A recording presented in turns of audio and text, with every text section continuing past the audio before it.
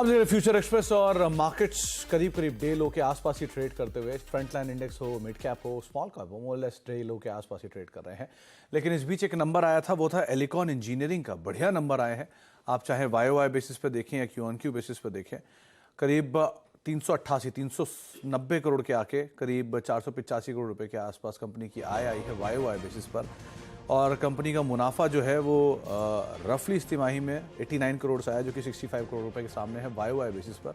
और Q on Q basis पे भी 73 करोड़ के सामने 90 करोड़ रुपए का एक मुनाफे का नंबर आता हुआ दिखाई पड़ा है। एबिटा फ्रंट पर भी 100 करोड़ की एबिटा के सामने क्यू ऑन क्यू बेसिस पे ये नंबर आया है। और एबिटा 92 करोड़ से बढ़कर 118 करोड़ है वाई, और 100 करोड़ से बढ़कर 119 करोड़ है क्यू ऑन क्यू बेसिस पर। तो बढ़िया number Y Q on Q दोनों आधार पर आया। तो रिएक्शन भी स्टॉक में है, एक स्टीप रिएक्शन में 3-3.5% ऊपर, 4% ऊपर एलिकॉन इंजीनियरिंग का स्टॉक ट्रेड करता हुआ आपको दिखाई पड़ेगा। शिवांगी मैम, सस्ता ऑप्शन क्या चुना आपने? जी, सस्ता ऑप्शन के लिए मैंने आज चुना है MCX, consistent performer from the last 5 months. और हमने देखा है वीक ऑन वीक बेसिस में स्टॉक जो है एक काफ़ी एक स्टीप अपवर्ड स्लोपिंग चैनल में कामकाज कर रहा है। इसमें हमने देखा है फॉलो अप बाइंग जो है वो काफ़ी स्ट्रांगली प्लेस्ड है कोई भी छोटे डिक्लाइंस में। और हाल ही स्टॉक ने अपने एक पिछले 5 दिनों के एक रेंज को निकाला है, तो यहाँ पे एक अच्छी मोमेंटम बनते हुए दिख रही है।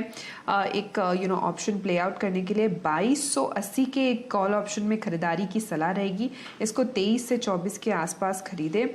और जो टारगेट्स है वो 36 का है, स्टॉप लॉस 12 के लगाते हुए। तो 2280 का ऑप्शन आपकी स्क्रीन पर है 24 रुपए के दाम पर। तो आप 12 के मल्टीपल पे, यानी कि 12 रुपए ऊपर करीब 36 रुपए के टारगेट्स के लिए आप इसे लॉन्ग कर सकते हैं। और 12 रुपए नीचे यानी करीब 12 रुपए का एक स्टॉप लॉस मेंटेन करके यहाँ पर आप इसमें पोजीशंस को आप देख सकते हैं। तो 36 रुपए टारगेट और 12 रुपए के स्टॉप लॉस साथ आप MCX पे अपनी पोजीशंस को लॉन्ग साइड पे जाता हुआ देख सकते हैं। MCX वैसे भी एक अच्छे अपमूव के अंदर कामकाज कर रहा, थोड़ी पहले इस पर चर्चा भी हो रही थी। तो लॉन्ग साइड पे तो ये स्टॉक वैसे ही है, लेकिन 36 के टारगेट्स और 12 का स्टॉप लॉस लेके आप इस पोजीशन को भी अदरवाइज देख सकते हैं। इसके अलावा शिवांगी मैम, कुछ और स्टॉक्स में यूनाइटेड ब्रिवरीज नंबर का अच्छा रिएक्शन है, 3-3.5% ऊपर कामकाज कर रहा है। दूसरी तरफ है हेवेल्स, जहां नंबर का एक स्टीप नेगेटिव रिएक्शन है। कैसे रीड करो आप दोनों को? अब जी, यूबीएल की अगर हम बात करें तो चार्ट स्ट्रक्चर वाइज एक काफ़ी अच्छा एक अपमूव के बाद हमने देखा है कि स्टॉक जो है वॉल्यूम्स के साथ बढ़ रहा है। स्टॉक जो है काफ़ी थोड़ा एक स्विंग्स वाला नेचर है, वॉलेटाइल रहता है, तो इसमें मेरी राय रहेगी कि पॉजिटिव है। पर यहाँ पे ट्रेडिंग के लिहाज से थोड़ा केयरफुली इसमें हम ट्रेड करें। और दूसरा, अगर हम हैवेल्स की बात करें तो स्टॉक ने एक वीकली फ्रेम में ब्रेकडाउन दिखाया है। तो यहाँ पे जो वीकनेस है वो और परसिस्ट होते हुए दिखेगी यहाँ पे। तो मेरी राय रहेगी कि हम इसमें थोड़ा वेट एंड वॉच करें। डाउन साइड 1265 तक के लेवल्स हमें देखने को मिल सकते हैं इसमें। जी, तो आपको राय दी गई है हेवेल्स और यूनाइटेड ब्रिवरी संदर्भ में। शिवांगी मैम, जाने से पहले बस एक ही बात पूछना चाहूंगा कि MCX क्योंकि बैन में भी है, तो कुछ आप उस पर कहना चाहोगे अदरवाइज? जी बिल्कुल, हम 30 नवंबर के कॉल ऑप्शन को देख सकते हैं MCX के लिए। और अगर ये ट्रेड वर्कआउट नहीं हो रहा है क्योंकि ये बैन में है, तो हम टाटा मोटर्स के कॉल ऑप्शन में भी हम देख सकते हैं। तो वो भी एक स्टॉक है ऐसा जो एक अच्छा प्ले आउट हो रहा है। तो यहाँ पे टाटा मोटर्स की जो मेरी स्टडी है 670 के कॉल ऑप्शन को हम देख सकते हैं। यहाँ पे भी एक अच्छा मोमेंटम बनते हुए दिख रहा है। स्टॉक जो है पूरे ऑटो स्पेस में काफ़ी अच्छे से आउट परफॉर्म कर रहा है। तो यहाँ पे मेरी राय रहेगी कि हम खरीदारी कर सकते हैं एक 22 के एक स्टॉप लॉस को लगाते हुए। और इसमें हम टारगेट एक्सपेक्ट कर सकते हैं 36 के आसपास का। ओके, तो टाटा मोटर्स का ऑप्शन देख लीजिए, MCX की बैन में है। तो आप 670 की कॉल, जो कि 36 रुपए पे भी कामकाज कर रही है, उसको आप लॉन्ग देखेंगे और करीब 22 का एक स्टॉप लॉस यहाँ पर मेंटेन कर सकते हैं। अब ट्रेड्स लेना शुरू करते हैं फिर। गुड मॉर्निंग गाबा सर, बताइए आपका पहला quick single. Good morning. Stock का नाम है MCX। आई थिंक यह भाग रहा है, 2252 पर ट्रेड कर रहा है। मुझे लगता है 2300 पार कर ही लेगा। MCX स्टॉप होगा 2225 पर, ध्यान देना चाहिए MCX पर ध्यान दीजिए। ये हो गई गाबा सर की पिक का। मानस, आप क्या पिक कर रहे हैं? देखिए मेरा पिक मन्नापुरम है। मन्नापुरम अगर आप देखें तो पिछले करीब 2 मंथ से लोअर लेवल पे 140 के आसपास सपोर्ट लेता है। आज इम्पॉर्टेंट ये है कि 20 डे मूविंग एवरेज को स्टॉक ने मन्नापुरम ने रिगेन कर लिया है, वहां पर वॉल्यूम देखने को मिले हैं। तो मन्नापुरम में खरीदारी करने की राय रहेगी। करंट लेवल्स पे खरीदारी करिए 142 के स्टॉप लॉस से, और 148 तक के भाव आपको देखने को मिल सकते हैं मन्नापुरम में। ऑप्शन में अगर ट्रेड लेना हो तो 145 वाला कॉल ऑप्शन लिया जा सकता है मन्नापुरम का। माफ करिएगा, वहां लिक्विडिटी नहीं है, अमेरिका से बैन में है शायद, I am not sure, but cash में आप ये डेफिनेटली ट्रेड ले सकते हैं।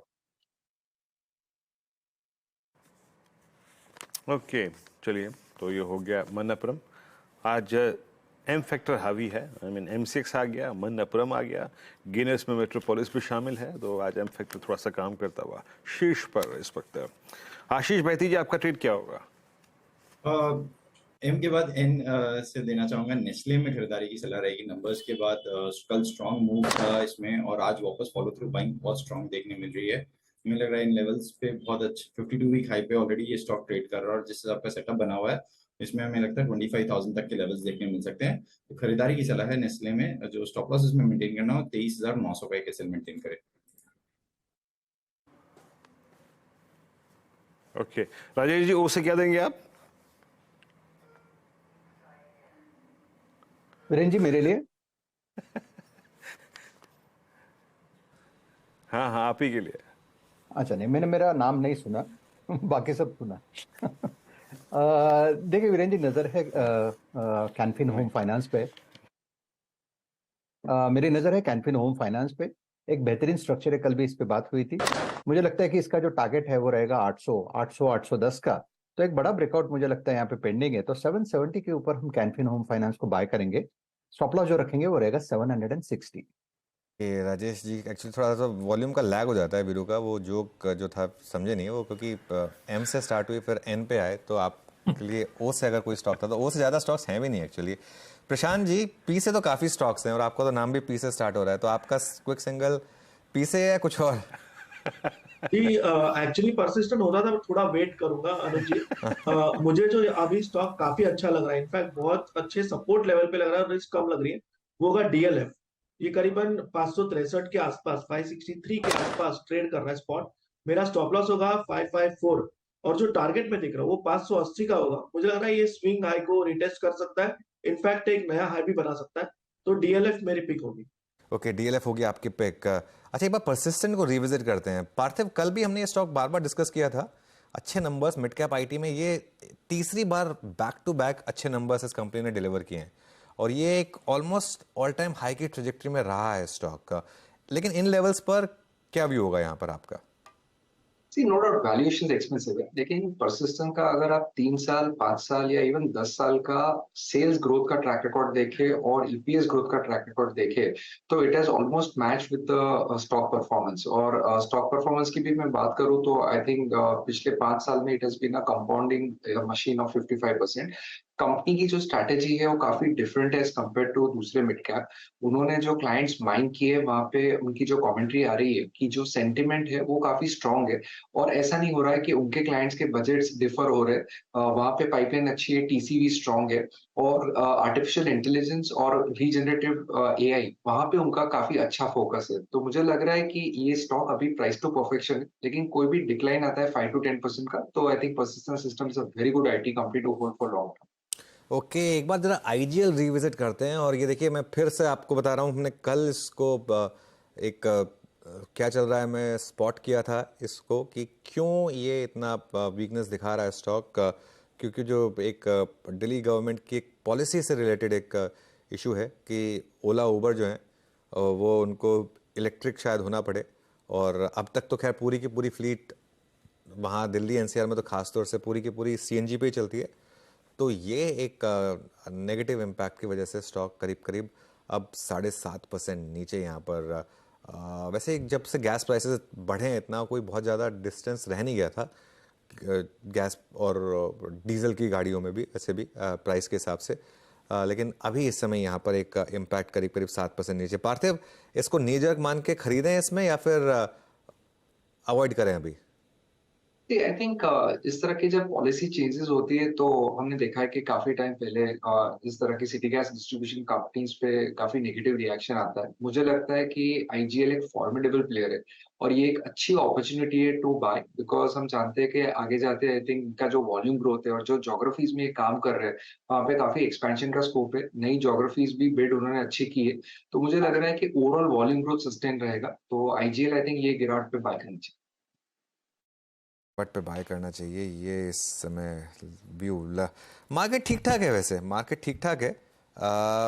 निफ्टी अभी के लिए डे लो प्रोटेक्ट कर रहा है 19,580 पर। और वीरू जो हमारी सुबह भी अप्रोच थी एक कि अगर 19,512 के ऊपर स्टेबल हो तो एक बार के लिए 19,480 के स्टॉप के साथ आप ट्रेड ट्राई कर सकते हैं। मतलब लेकिन एक चीज़ है, ये ट्रेड्स जो है 50-60 पॉइंट वाली ट्रेड्स हैं, इससे ज़्यादा की नहीं है। तो ये नहीं है कि अब आप इसमें बने रहें कि 200 पॉइंट मिल जाएंगे मुझे, ये भी नहीं होगा। मतलब होना चाहिए, होने को मार्केट में कुछ भी हो सकता है, लेकिन 50-60 पॉइंट आपको मिल गए होंगे उस हिसाब से। वो अभी ट्रेड्स जो है ना उसी हिसाब से रखनी होंगी आपको। जी हाँ, और इस 50-60 अंकों को देने में एक और स्टॉक का बड़ा योगदान है, दैट्स रिलायंस। याद रखिएगा, मैं इंडेक्स के पर्सपेक्टिव से बात करने जा रहा हूँ, सिर्फ स्टॉक पे नहीं। और क्योंकि एक बड़ा भाग है, इटसेल्फ एक सेक्टर है। इस चैनल का स्वामित्व प्रबंधन रिलायंस इंडस्ट्रीज होल्ड करते हैं। गेनर्स में सबसे ऊपर कंट्रीब्यूटर्स में आज का रिलायंस का लो जो था वो एग्जैक्टली सिमिलर था 4 अक्टूबर के लो। यानी ये दोनों कैंडल्स, 4 अक्टूबर की जो कैंडल का लो था वो इस दौर का इसका सबसे लोवेस्ट क्लस्टर था।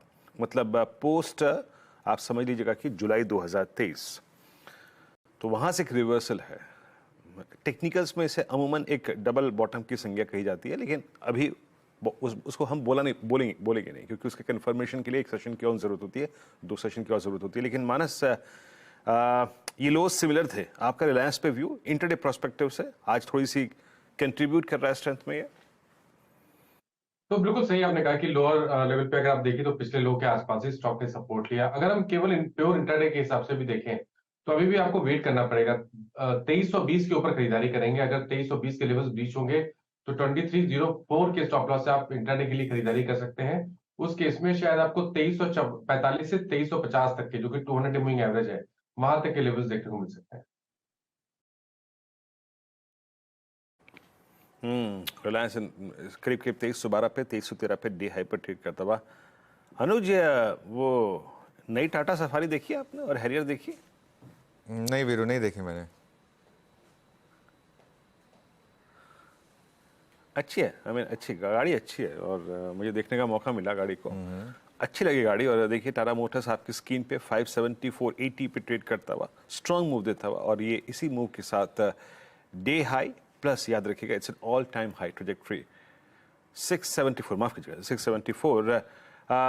आशीष बहती जी, इस हल्के से फ्लैग ब्रेकआउट पे आपका व्यू क्या है? ऑल दो इंडेक्स ऐसी परिस्थिति में नहीं है कि मैं किसी भी इंडेक्स काउंटर पर बहुत आतुर हो जाऊं कि नहीं जनाब ये आज चलेगा ही चलेगा, बट इन आइसोलेशन आपको टाटा मोटर्स लग कैसा रहा है इस वक्त? जी Virendra ji, in fact relative strength इतनी स्ट्रांग है टाटा मोटर्स में कि इसमें इंडेक्स की गिरावट का कोई भी असर नहीं देखने मिल रहा है। कल भी इसमें एक अच्छा बाइंग इंटरेस्ट देखने मिला था, जब फॉलो थ्रू बाइंग बहुत स्ट्रांग है। और जिस हिसाब का स्ट्रक्चर बना हुआ है, हमें लग रहा है कि 695 और उसके बियॉन्ड की अभी ये ट्रेजेक्टरी पार करने वाला है। 700 जरूर एक क्रूशियल लेवल रहेगा और एक रेजिस्टेंस जोन भी बनेगा, थोड़ा सा साइकोलॉजिकल लेवल बन जाएगा। तो खरीदारी की सलाह है, कोई भी डिप आता है उसमें भी पोजीशन बनाने की सलाह है। जो स्टॉप लॉस इसमें मेंटेन करना है वो 663 का कैसे मेंटेन करें।